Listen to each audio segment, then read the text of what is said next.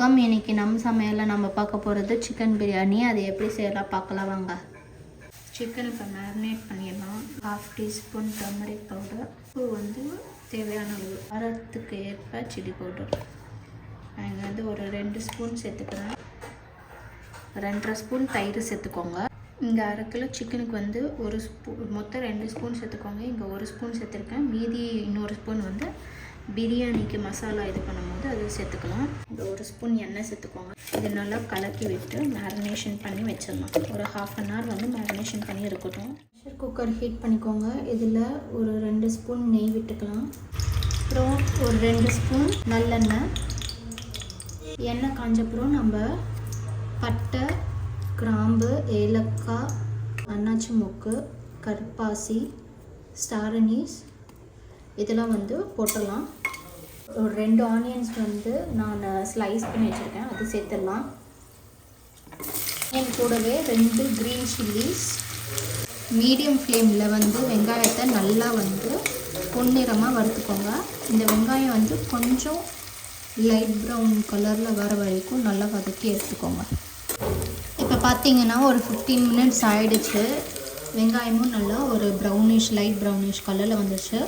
இப்போ கொத்தமல்லி, புதினா ஒவ்வொரு கை நம்ம வந்து எடுத்து வச்சுருக்கோம், அது போட்டுடலாம். கை கொத்தமல்லி, கை புதினா ஒரு 2 மினிட்ஸ் வந்து வதக்கிக்கோங்க. நல்லா மினிட்ஸ் ஆகிடுச்சு.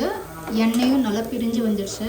ரெட் சில்லி பவுடர் வந்து ஒரு ஸ்பூன் நான் சேர்த்துக்கேன். ஏற்கனவே சிக்கன் மேரினேட் பண்ணுறப்ப ரெட் சில்லி போட்டிருக்கோம், அதனால் பார்த்து சேர்த்துக்கோங்க.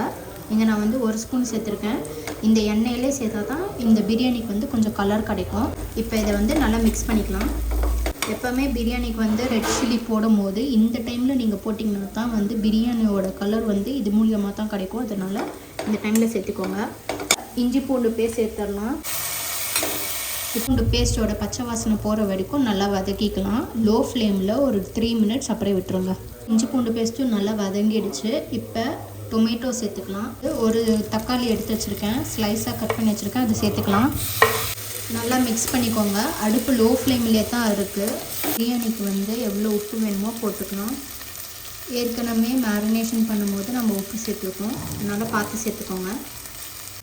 லோ ஃப்ளேம்லேயே வச்சு தக்காளி நல்லா குக் ஆகுற வரைக்கும் வதக்கிக்கோங்க. தக்காளியும் நல்லா மசிஞ்சிடுச்சு. இந்த சமயத்தில் நம்ம தயிர் ஆட் பண்ணிக்கலாம். நான் இங்கே வந்து ஒரு 2 ஸ்பூன் தயிர் போட்டுக்கிறேன். மிக்ஸ் பண்ணி விட்டுக்கோங்க. தயிரும் நல்லா இந்த மசாலாவோட நல்லா பைண்ட் பண்ணி எண்ணெய்லாம் பிரிஞ்சு வர வரைக்கும் ஸ்லோ ஃப்ளேமில் வந்து வதக்கிட்டுருங்க.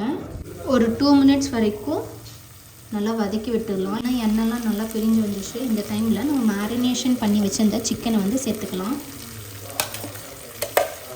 எல்லா மசாலாவோடு சேர்த்துருங்க ஃபுல்லாக. இது நம்ம மசாலாவோட நல்லா மிக்ஸ் பண்ணி விட்டுருங்க. இது மீடியம் ஃப்ளேமில் ஒரு 5 மினிட்ஸ் மூடி போட்டு சிக்கனை வந்து ஒரு 60-லேருந்து 75% வரைக்கும் வேக விட்டுருலாம். சும்மா மூடி போட்டுருங்க.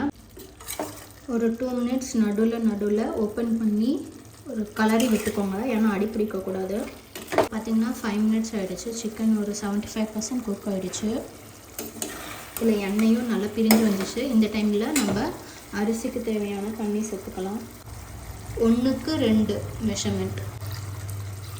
இந்த சிக்கன்லேயே ஏற்கனவே தண்ணி விட்டுருக்கனால நீங்கள் பார்த்து சேர்த்துக்கோங்க.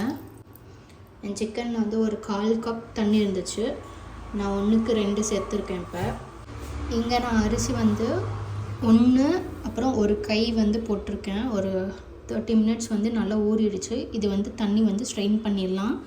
இப்போ இந்த சிக்கன் வந்து தண்ணி ஊற்றி நல்லா கொதிக்க விடணும். இப்போ ஹை ஃப்ளேமில் வந்து கொதிக்க விடுங்க. இப்போ தண்ணி நல்லா கொதிச்சிடுச்சு. இந்த டைமில் நம்ம வந்து அரிசியை சேர்த்துக்கலாம். இந்த பாஸ்மதி அரிசி தான் சேர்த்துருக்கேன். நீங்கள் வந்து சீரக சம்பா கூட சேர்த்துக்கலாம். கொதிச்சப்புறம் நம்ம மூடி போட்டு மீடியம் ஃப்ளேமில் வந்து 2 விசில் வச்சு நம்ம இறக்கிட போகிறோம். இந்த டைமில் நீங்கள் லெமன் ஜூஸ் கூட சேர்த்துக்கலாம். நான் இங்கே லெமன் ஜூஸ் சேர்க்கலை, ஏன்னா தயிர் அப்புறம் வந்து தக்காளி வந்து கொஞ்சம் நல்லா புளிப்பாக இருக்கிறதுனால நான் வந்து சேர்த்துக்கல. நீங்கள் வந்து வேணும்னா ஒரு 1 டீஸ்பூன் வந்து லெமன் ஜூஸ் இதில் சேர்த்துக்கிட்டிங்கன்னா கரெக்டாக இருக்கும். இப்போ நல்லா கொதிச்சிடுச்சு. நம்ம இதை வந்து ப்ரெஷர் பண்ணிடலாம். மீடியம் ஃப்ளேமில் 2 விசில் போட்டு நான் இறக்கிட போகிறேன். இப்போ ஓப்பன் பண்ணிடலாம்.